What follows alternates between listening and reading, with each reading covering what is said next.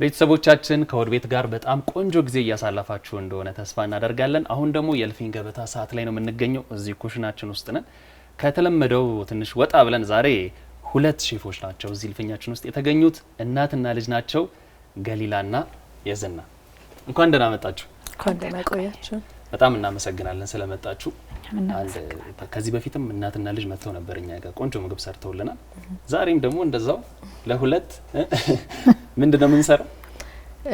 አሁን የምንሰራው የጾምና የፍስክ ትቢት ነው። ትቢት ለምንድን ነው የተባለው? ትቢተኛ ነው ያቃጥላል። ታሪካዊ ነገር አለው ማሚ? ያቃጥላል። እዚህ በጣም ቃጠሎ ነገር የሚወዳል የቤተሰቡ አባል በጣም ይፈራማል። ስለዚህ መለስተኛ ነው የምናደርገው ማለት ነው። መሀል ላይ ነው የምናደርገው። እሺ፣ ስለዚህ ቤተሰቦቻችን ትቢት የጾምና የፍስክ እንሰራለን። የዚህ ሰዓት አጋሮቻችን አዋሽ ባንክና ኢትዮ ቴሌኮም ናቸው። አጋሮቻችንን እጅግ አድርገን እናመሰግናለን። ወደ ስራ። ዛሬ ብዙ ስራ የሚበዛብኝ አይመስለኝም። አጋዥም አለ። አዎ። ምንድናቸው የምንጠቀማቸው ነገሮች? ይሄኛው ድልህ ነው። ይሄኛውን አኩሪ አተር ለመስራት ከለሩን ለማምጣትና ቴስቱ ደግሞ የበርበሬው ምንጨምርበት እንትን እንዳይል ብዙም ያዝ እንዳያደርገው ቲማቲም ድልህ እናደርጋለን። እንደተለመደው ሽንኩርት፣ ቃሪያ፣ ነጭ ሽንኩርት ነው የሚታየኝ እዚህ ጋር። እዛ ጋር ያለው ቅቤ ነው አይደል? አዎ። ከዛም ደግሞ ለጾመኛ ቬጂቴሪያን ለሆነ ሰው ደግሞ ሾኖ ለጋም ደግሞ መጠቀም እንችላለን። በሁለቱም ይሰራል። አዎ። ከቅቤው ጎን ያለውስ? ይሄ ደግሞ ኮረሪማ ነው። ሀሪፍ የሆነ ጣዕም ይሰጠዋል። ቀመን እነዛስ? አዎ። ሚጥሚጣ፣ ዘይት፣ ጨው። በጣም አሪፍ። ሁሉም ተሟልቷል ማሚ። ስለዚህ እዚህ ጋር ያለውን እኛ እንስራ፣ እናንተ ስሩ። እኔ ደግሞ እዚህ ጋር ያለውን አማስላለሁ። እሺ፣ ደስ ይላል በጣም። እናትና ልጅ ሲመጣ በጣም እኩያማቾች ነው መስሎት እኮ ሰው ብለው ጫቀው። አዎ፣ ልጅ በልጅነት የሚባለው ለዚህ ነው አይደለ? በልጅነት ነው የበልሻት? አዎ፣ በልጅነት የበልጃት ጓደኛዬ፣ አማካሪዬ፣ ልጄ፣ ደጋፊ ሆነች። ምን አይነት ስሜት አለው ግን አድጎ እንደዚህ አንድ ላይ ስራ ሲሰራ? በጣም ቆንጆ፣ በጣም ቆንጆ። በቃ ገሊላ አርክቴክት ነሽ? አዎ። በጣም ብዙ ስራዎች እንደሰራሽ ሰምቻለሁ በዚህ በአርክቴክት ሙያሽ። አዎ። አብሮ እንዴት ነው ጎን ለጎን የሚሄደው የምግብ ዝግጅትና አርክቴክቱ? ስራዎቹ እንትን ናቸው። ይሄ ፎከስ የሚፈልጉ አቴንሽን የሚፈልጉ ናቸው ሁለቱም። በርግጥ እሺ፣ ያው እኔ ከመመረቄ በፊት ለእናቴ አስቀድሜ ነግሬያት ነበር ተቀጥሬ መስራት እንደማልፈልግ። ቢካዝ ሙሉ ሰዓትህን ዴዲኬት የምታደርገው ለዛ ነገር ብቻ ስለሆነ ፍሪ ስኬጁል ሲኖር ግን ብዙ ነገር ማድረግ ትችላለህ። እና ፍሪላንስ ነው ማደርገው የአርኪቴክቸሩ። ያው ቤቴ ውስጥ ነው የምሰራው ከትርፍ ጊዜ። አዎ፣ ክላይንቶች አሉኝ። ቤት ውስጥ ደግሞ ከእናቴ ጋር እንደዚህ የኬተሪንግ ቢዝነስ ስፔሻሊ ደግሞ በዶሮ ላይ እየሰራን ነው። ብዙ ሼፎች ሲመጡ ማሚ በልጅነትሽ ምግብ ትሰሩ ነበር ስንላቸው እንዴ በደንብ እኔ በጣም በስነ ስርዓት እየሰራው ነው ያደረኩት፣ እኔ ከሰራሁት ውጪ ቤት ውስጥ አይበሉም ነበር ይሉናል። ዛሬ መዋሸትም አይቻልም ተሰራ ነበር። ወደ ንግዱ ዓለም ነበር የነበርኩትና እዛ ያለው ሱቅ ዳርሼ እስከምመጣ ድረስ እሷ የቤቶችን ወጦች ሰራታ ትቆያለች። ታግዛለች። አዎ። ማዬ ጠዋት ነው ወጣ የምትገባው። 12 ሰዓት ነው ወጥቼ የምሄደው። ውጪ ንግድ ላይ ስለሆነ ረጅም ሰዓት ነው የምትሰራው። አዎ። እዛ 12 ሰዓት ከምሽቱ ነው የምመለሰው። ጠዋት ይወጣው ስመጣ እሷም ከትምህርት ቤት ተመልሳ መጥታ 3-4 አይነት ወጥ ሰርታ ነው የምትቆየው። አዎ፣ ሞያ ከስር መሰረቱ ነው የመጣው። እንዴ ሲመሰከር ደስ ይላል እኮ።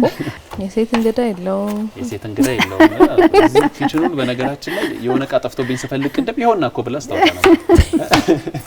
እንደዛ ነው እኮ። ብቸኛ ልጅ ናት? ብቸኛ ልጅ።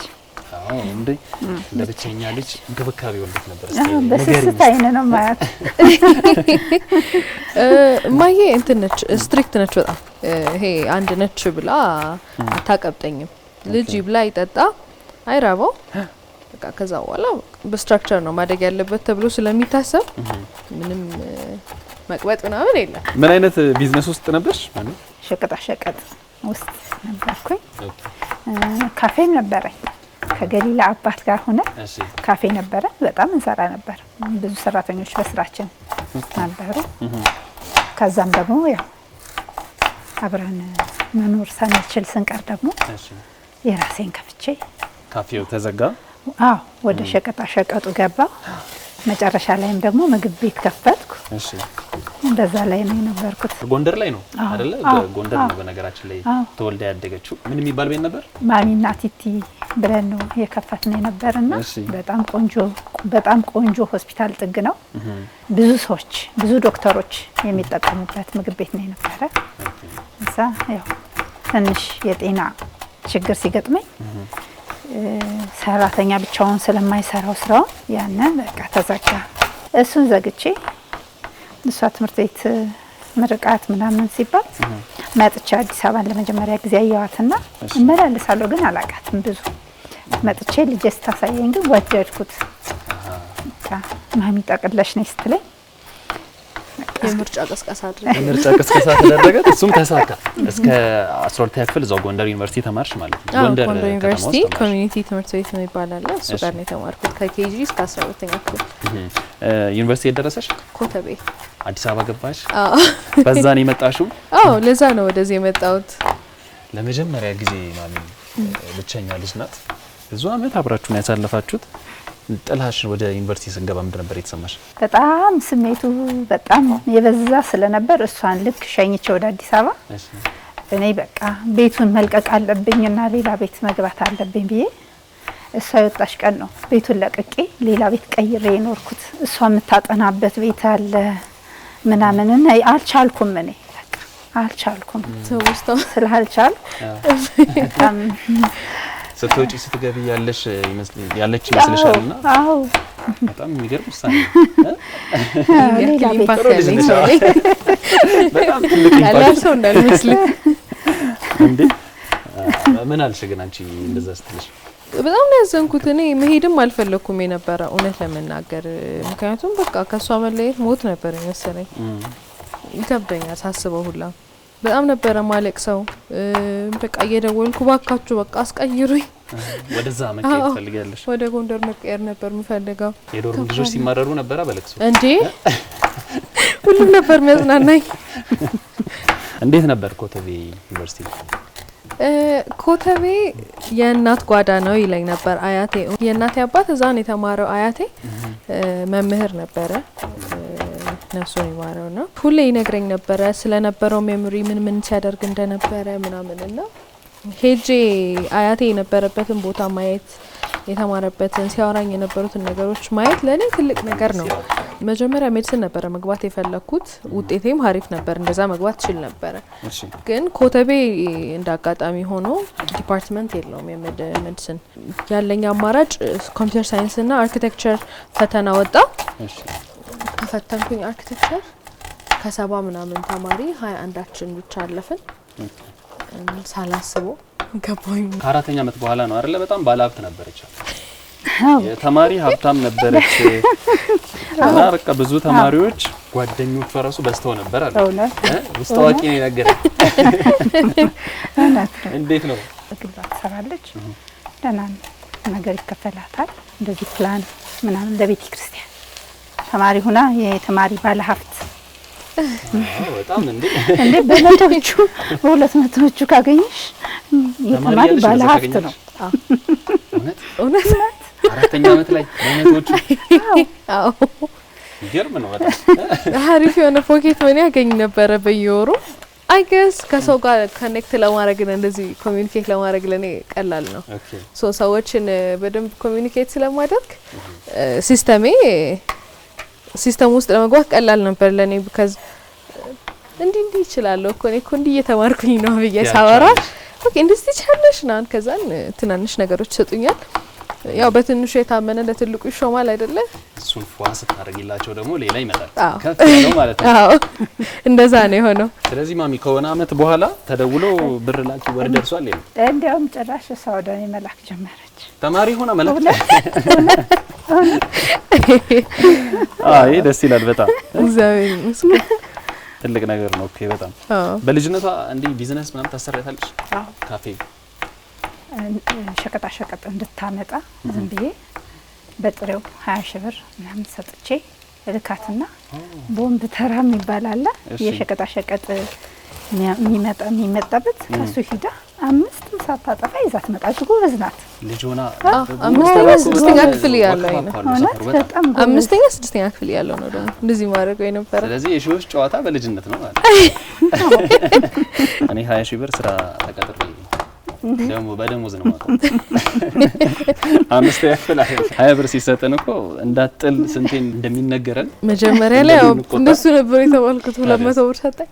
አይ ሪሜምበር ትዝ ይለኛል። ሄድ እንዳጥዩ በእጅሽ ያዢ ከዛን እንደዚህ ከመጨበጥ የተነሳ እጄን አልወኝ በሰበሰ ብሩ ከዛም በኋላ በቦርሳ ሆነ የሚሰጠኝ ያበሰበስኩኝ። ከአርክቴክት ስራው ጎን ለጎን ደግሞ የራስሽን ኮምፒውተር ቤትም ከፍተሽ ነበር? አዎ እንደ አርክቴክት ወይም ደግሞ ይሄ ኤሌክትሮኒክስ እንደሚያስፈልገው ሰው በሙያው ላይ ምን እንደሚያስፈልግ ምን አይነት ክፍተት እንዳለ አውቃለሁኝ። ሶ ባለቤቴም ደግሞ ያንን ስራ ስለሚሰራ ያጠራቀምኩትን ብር እናቴ ማገዘችኝ፣ እሱ ማገዘኝ በደም 5ኛ ዓመት ተማሪ ያለውኝ ያንን ሱቅ ከፈትኩኝ። ኤሌክትሮኒክስ መሸጫ የፒሲ ምናምን መሸጫ ማለት ነው። ስለዚህ ከመቶዎቹ ወደ ሚሊዮን ገባ። ካፒታላችን እያደገ ነው። ማሚ እዚህ እንደገባች እዛ በደንብ ጥሩ ስራ ትሰሪያለሽ፣ ንግዱም ላይ እንቅስቃሴ ታደርጊያለሽ። ግን ስላልቻልሽ ሁሉን ነገር ትተሽ ጠቅልለሽ እንደመጣሽ ነው የሰማሁት። ለምንድን ነበር የመጣሽው? በቃ እኔ መጣው 3 ወር በመጀመሪያ አገሩን ለመልመድ 3 ወር ቆየሁኝ። ከዚህ በመጀመሪያ መጣሁና አይቼ ምናምን በቃ የራሴን ቤት ቀብድ ሰጥቼ ሄድኩኝ ማለት እዚህ ልትገቢ? አዎ በቃ ልመጣ ነው አልኩኝ። አሳምናኛለች። እሷም ባለቤቷም ሆነው በቃ ማሚ በቃ እዚህ ከኖርሽ እውነት ነው የምልሽ በጣም በቃ እንትን ትሆኛለሽ ምናምን ሲሉ አይ በቃ እኔም ልጅነን ትቺ መኖር በጣም ከባድ ነው ለኔ ፈተና ነው የሆነብኝና እሷ ደግሞ ወደቀች ሴራሚክ ላይ ስትታጠብ እንደዚህ ሆና እንደዚህ ሆነችብኝ ያለች እያለቀሰች ስለነበረ በቃ ቁርጥ ሀሳቦች ሆና ታስባለች። አንቺ ዘውነሽ ታስባለች። በቀን በጣም ብዙ ጊዜ ነው የምትደውል። የኔ ስልክ ካልተነሳ የጎረቤቱ በሙሉ ነው የሚደወል። መጣ ቁጭ ማለት ስለማልፈልግ ተነጋገርንና ወደዚህ ስራ ደግሞ ወደ ዶሮ ስራ ገባን። በጣም አሪፍ። በሌላ እንዴት ነው ሽንኩርታችን የተወሰነ ልዩነት ይኖረዋል፣ ግን ያው ውስጥ ደግሞ ይመሳሰላል። እሳት ሲነካ ዋናው እሱ ነው። ትንሽ እንትን ካለ ማይንሴት ላይ ነው፣ ሌላው ችግር የለም። ምንድነው የምናደርገው ቀጣይ? ይሄኛው ኦልሬዲ አሁን እንደዚህ ከሆነ የተወሰነ የጾም ቂቤ አሁን የተወሰነ ኮረሪማ እንጨምራለን። ብዙ ጊዜ አንድ ትቢት እያሉ ሲያዙ ሰማለሁ፣ ግን በጣም ነው የሚያቃጥለው። ባይ ዘ ትክክለኛው ትቢት ሲሰራ ይሄኛው ቀላል ነው። ይሄ ለስለስ ያለ ነው። አሁን ሳልሳ እንጨምራለን። የቲማቲም ድልህ ለከለር እንድ ጣዕሙን እንዲይዝልን ይሆናል። ከተጀመረ በኋላ ቆንጆ ሆነ የዶሮ ስራ። አዎ መጀመሪያ ላይ እንደጀመርን አሪፍ ነበረ። ከዛን 16ቷ ጾም መጣች። የዛሬ አመት ነው የተጀመረው። አመት ሆነው። እሺ ጾሙ ሲመጣ ትንሽ ቀዘቀዘና ጾም ሲፈሰክ ብዙ ሰው ያዘናል ብለን ሰራንና ማንም ሰው አልደወለም። ከዛን ከፋኝ የሚል ቪዲዮ ሰራሁኝ። እሱ ቫይራል ነው የወጣው። በሰዓታት እስከ 400,000 ምናምን ነበር የታየው በሰዓቱና እሺ እንዲ ሰርቼ ማንም አላዘዘኝም የሚል እንዲ ገዝቼ ተዘጋጅቼ ማንም ሰው አላዘዘኝም የሚል ቪዲዮ ሰርቼ ያ ቫይራል ወጣ። እንጀት በላሽ። እንትን ተባለ። ሰው ሁሉ አዘዘ ምናምን አለቀ። ከጨረስኩኝ በኋላ ምን እንደዛ አለቃክሰሽ የለም ትያለሽ እንዴ ነው አለኝ። ከስር አትጨምሪም ነበር? ያው ለስራው አዲስ ስለነበር እንትን ነው ይሄ እንዴት እንደሚሰራ እንዴት እንደሚደረግ ነው በደንብ አናቅም። ምን ያክል አማውንት ይበቃል የሚለውን ለካ ሶሻል ሚዲያ ትልቅ ኢምፓክት አለው። ብዙ ጊዜ እንደ ሀገር የሆነ ሰው ተከፍቶ ምናምን ማየት አንፈልግም። ከዛ በኋላ ቆንጆ ሆነ። በጣም ልጅሽን ስትወልጂ ስለነበረው ነገር ሶሻል ሚዲያ ላይ በደንብ ስታጋሪ እየሰማሁኝ ነበርና ምንድን ነበር የተፈጠረው? ንገሪኝ እስቲ ስለዛ አጋጣሚ። የመጀመሪያ ልጄ ነው የዛሬ 4 ወር ከምናምን ነበር የተወለደውና እሱን ከወለድኩኝ በኋላ በተለያዩ ምክንያቶች ኢንፌክሽን አጋጥሞኝ ነበረ እና ኢንፌክሽን አጋጥሞ ትንሽ ከበድ ብሎ ኮምፕሊኬትድ ሆኖ ነበረ ኬዜና አንድ ወር ያክል ሆስፒታል የተመላለስኩኝ ትሪት ሲደረግ ነበር በየቀኑ ከተወለደ በኋላ ከክርስትናው በኋላም ደግሞ ብዙ ሰርጀሪ ተሰርቶልኛል። አንድ ወር ሆስፒታል ተኝቼ ነበርና አሁን ሆስፒታል ከወጣሁኝ 2 ወሬ ነው። ቅርብ ጊዜ ነው ሆስፒታል የወጣሽው? አዎ። አሁን ትንሽዬ በርበሬ እንጨምራለን እዚህ ጋር። እሺ። አሁን የፍስኩን ደግሞ እንቀጥላለን። የፍስኩ ሲሰራ መጀመሪያ ቂቤ ይደረጋል። እዛ ጋር 2 ነገሮች ይታዩኛል። አዎ። የሽልን የመጣሽ ምንድናቸው? የኛ ዶሮ ለየት የሚያደርገው አንደኛ በእናት እጅ መሰራቱ ነው። አክቹአሊ በእናት እጅ መሰራቱ። ከዛ ደግሞ ዶሮ ያምረናል አይደለ? አንዴ ብቻ ብልት አድርጌው ከዛ በቃ ምንለው ነገር ሙሉ ዶሮ መስራት ወይም መግዛት ለማይችሉ ሰዎች የአንድ ሰው ፖርሽን ብለን እንሸጣለን። ይሄ የአንድ ሰው ፖርሽን ነው? አዎ፣ ይሄ የአንድ ሰው ፖርሽን ነው። ወጡና እንቁላሉ ነው እና አጥንቱ ነው እዚህ ጋር ያለው። እንጀራ ለብቻ አድርገን ነው የምንሰጠው። ከጎኑም ደግሞ አይብ አለው። ስለዚህ አንድ ሰው ከፈለገ ምሳም ላይ ራትም ላይ መብላት ከፈለገ ማዘዝ ይችላል ማለት ነው። ይሄን ይመስላል። እንዳቅም ያምራል በጣም። ይሄን ይመስላል ቆንጆ ዶሮ ወጥ አለ ከአይብና ከእንጀራ ጋር። ኢቭን እንጀራ ራሱ ያስጨምራል። ይሄ ፖርሽኑ በደንብ አሪፍ ነው። ለሁለት ቢበላ ይበቃል። በጣም አሪፍ አይዲያ ነው። አንድ ዶሮ ወይም ደግሞ ግማሽ ዶሮ ነው እየተባለ የሚታዘዘው አይደል? ብዙ ጊዜ ሰው ከፈለገ ደግሞ ቀለል ያለችዋን የአንድ ሰው አዞ ለምሳሌ በተደረጉ ሲያምረው ማለት ነው። አዎ፣ ለአምሮት መድኃኒት ቆንጆ ሀሳብ ነው። እናዛለን። እሺ፣ አሁን እዚህ ጋር ኮረሪማውና ሚጥሚጣ እንጨምራለን። እሺ፣ ለፍስኩ ነው አይደል? አሁን አዎ፣ ለፍስኩ ነው ይሄን የምንሰራው። ከዛ ጨውን እንጨምራለን እዚህ ጋር። እሺ፣ ይሄኛው መጀመሪያ እንትን አይልም አይጠበስም ማለት ነው? አይጠበስም፣ ላዩ ላይ ነው የሚደረገው ነው እንዴ? ከዛ ይሄን ሶስቱን ውህዱን አይ ቲንክ ጨው እንዳይበዛ ወደዚህ ነው ትንሽ ትራንስፈር እናደርጋለን።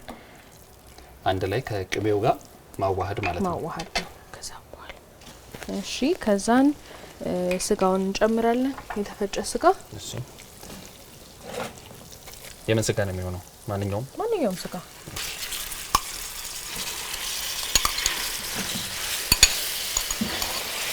ወደ ክትፎም ይጠጋል። ቅቤ አጠጣጡ ወደ ዱለትም ይጠጋል።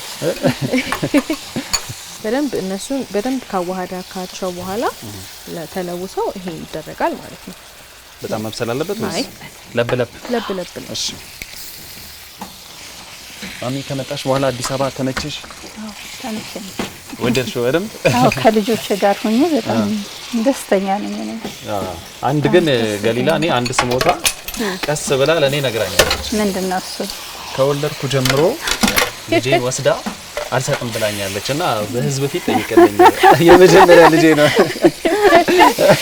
ሚኒስትር ነኝ ያለችኝ ሽማግሌ ተልኬ። እንዴት ነው? እኔ በቃ እኔ ወስጀዋለሁ ሌላ ልጅ ለመውለድ። እነሱ እንትን ራሳቸው ማዘጋጀት ነው በቃ። የኢትዮጵያ ህዝብ ይፍረደኝ ነው። ሽንኩርትና ቃሪያ ሁሉም ባናቱ ነው። እሺ፣ ይሄ አሁን ወደ ስሙ እየተጠጋ ነው። ይሄን ያህል ቃሪያ ሲገባበት እውነትም ከቤት እሷም ላይ እንጨምር። ተመሳሳይ ነው አሰራሩ። እንጨምርባታለን። እንደው ቃሪያ አይዞህ ቃሪያ ዛሬ ቃሪያ ይንኪ ሙሉ ትወዳለች የሚያቃጥል ነገር። ዶሮም ስላለ እየመረጠ ዶሮም አለ። ከዛ እሱ ለስለስ ያለ ስለሆነ የጆሲ ሽንኩርት አንጠቀመውም። እንዲህ እኔ ሁሉ ለፈቼ መፈንከሻ ልክ ነው ማሚ። አንቺ ፍረጂ። ምን ትያለሽ? ምን አነሰ የሽንኩርት ለፋቴ እንዴ ከንቱ።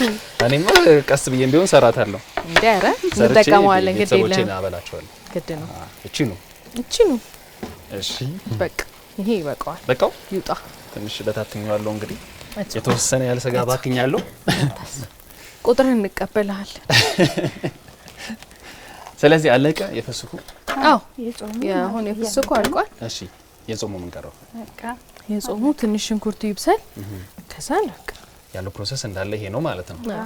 በጣም ፈጣን ነው። ቤተሰቦቻችን ዛሬ እናትና ልጅ ናቸው የመጡት እልፍኛችን ውስጥ። በጣም ደስ ይላል። የቀረን ነገር ይሄኛው እስኪበስል ነው የጾሙ። ስለዚህ እኔና አንቺ እናጸዳለው አይደል? ይሄኛው እናጸዳዳ።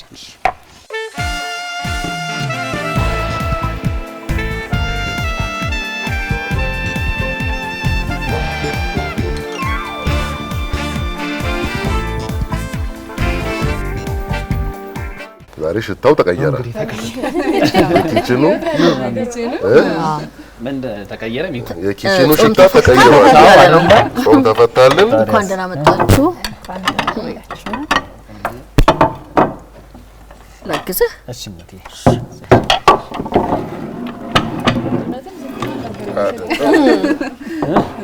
ሁለት ሼፍ ነው። አዎ ዛሬ ሁለት ነው። እስቲ የሁለትነቱ ሚስጥርማ እንስማው። ራባችሁ? ደህና ነን። ምንም አለን? ሽታው አጓጓል። እንኳን ደህና መጣችሁ። በሰዓቱ ልክ ጾም ሲፈታ ቆንጆ ዶሮ ያለ ይመስላል አይደል? ዛሬ ሁለት ሼፍ ነው ያለን። እናትና ልጅ ናችሁ እንዴ? አዎ። እስቲ ራሳችሁን አስተዋውቁን። ነይዝና እባላለሁ። የገሊላ እናት ነኝ። ጓደኛማቾች አይመስሉ? ጓደኛሞች ነው። አይ እህትማማቾች ይመሳሰላሉ በጣም። እስቲ ምን ሰራሽልና? እኔ ዶሮን አዘጋጅቼ ይዤላችሁ የመጣው።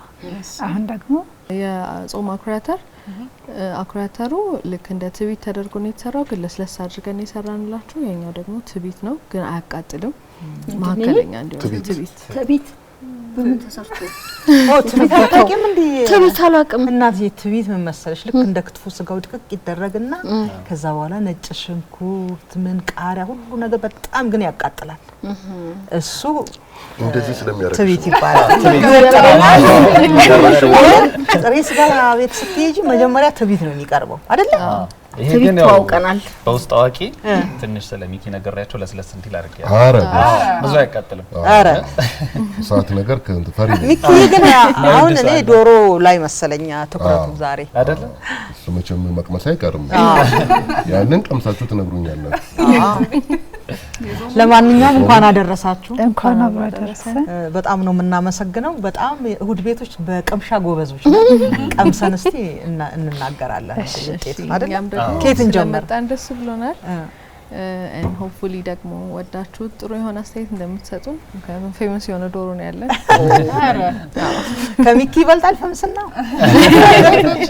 ያዙ እስቲ። የጆሲ ኃላፊነት እንዴት ነው? የት ጋር ነው? የትኛው ነው? ትቢቱ ላይ መሰለኝ። ጥያቄ መጠየቅ ማሚ ተናገርልኝ። አልወደድኳትም። ዳርዳር እያልኩኝ ነው። ሽንኩርት አቤት እንዴ ከተፋ ጆሲ ይሻላችኋል። እሺ እነቱ ያዙ።